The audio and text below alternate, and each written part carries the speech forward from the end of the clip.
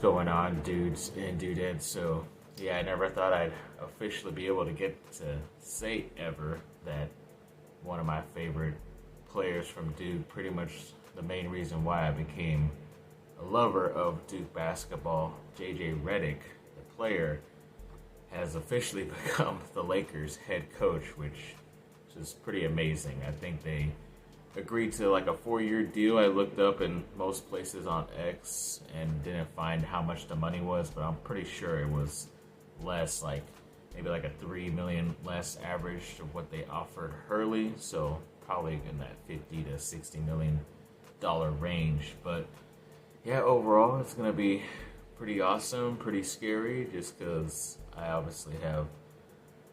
He's one of my idols when it comes to Duke basketball, but now I have to treat him as a coach, even though he's never done it professionally, collegiately.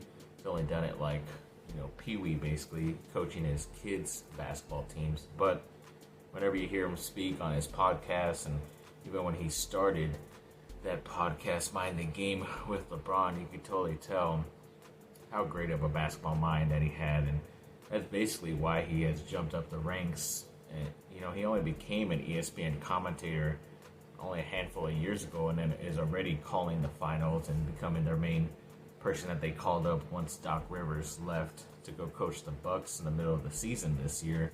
And he's the one that they brought up instead of someone else who's been there quite a while, like a Tim Legler or a Richard Jefferson. But yeah, overall it's going to be pretty intense. I know at least one guy that he wants to be his assistant coach is at Rajon Rondo, which is going to be pretty awesome because obviously a lot of the Laker players that are still on the team, including LeBron and Anthony Davis, still have a lot of respect for Rondo because they did win the title together in the bubble while he was on the Lakers, but they just appreciate his mind of basketball as well. And I know that Pelinka and JJ pretty much said this morning that they're trying to build a veteran group of assistant coaches, which is always good to hear because you don't want like a couple younger guys or maybe even guys younger or a little bit older than JJ as his coaching staff. You definitely want some guys to help him out with different strategies offensively, defensively, and just be able to corral the team officially and all that stuff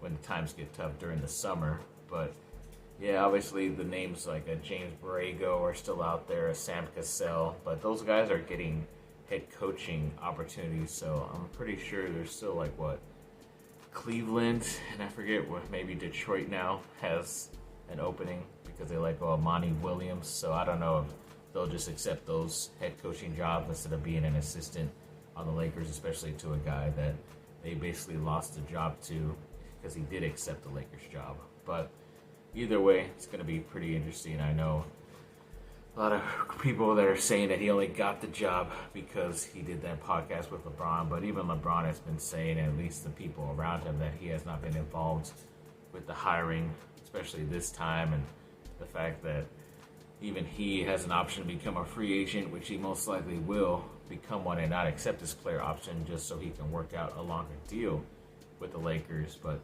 even then, something could happen to where he doesn't end up doing that and going somewhere else, because then it's really going to be, a team of Redick, first-time head coach with Anthony Davis as your main star, which would be pretty interesting in my opinion. And you just kind of wonder how he will be reacting at JJ in this case when it comes to the fact that he is the second option to Dan Hurley, who nobody really knew Hurley was an option for the Lakers, but apparently behind the scenes he was their top option, and now Redick's basically the second fiddle to the Lakers, and he still accepted the job, so he still must be happy about the direction and what they are going to be allowing him to do, especially in that organization. And then a lot of people like us who have liked Redick the past couple years because of his podcast are wondering what's going to happen to the Old Man in the Three podcast, where he does interviews with ex-basketball players. I kind of have an idea because I think Tim Legler's ESPN contract is kind of coming up, and he's been doing a lot of Redick's podcasts here and there the past couple of months, especially because it's playoffs and they work together at ESPN. But he definitely trusts him when it comes to talking basketball, so maybe he takes over as the main podcaster slash interviewer to a lot of these basketball players that are playing in the league and ex-basketball players too. So that'll be pretty interesting if that ends up happening. And I'm pretty sure, I think to keep morale safe and keep it on a good level, I don't think LeBron and JJ should do that podcast anymore, Mind the Game, at least during the season. When it's the off season, they could do it.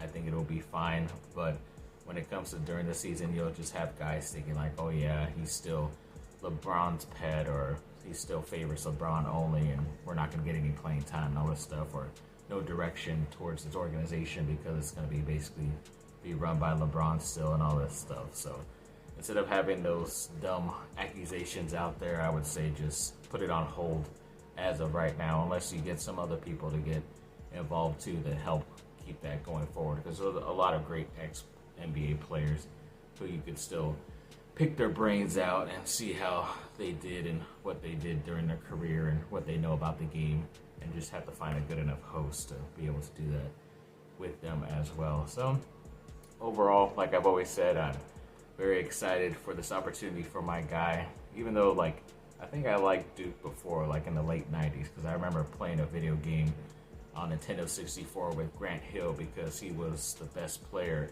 He was on the cover of the game, and he was with the Detroit Pistons at the time, and I didn't even know or remember that he went to Duke. So I guess Grant Hill is the reason why I like Duke eventually, but yeah, I guess it was just a no-brainer in the end. It was nice and kismet. So yeah, definitely very happy for JJ Redick, hoping that it does try to go as smoothly as it can. Hopefully the fans and people around can give him some time, because it's not going to be easy, especially that first year. Something can happen to where everything goes well, and then it could be they're struggling like they are and end up around 500 and either barely making the playoffs or barely missing as well. But either way, shouldn't put too much pressure on him, even though it is a Lakers head coaching job, so there's always going to be pressure. So we will see. Thanks for watching, people. Like and subscribe. Comment down below. Let me know what y'all think. Have a great rest of your day. Bye. Let's go, Duke. Good luck, JJ.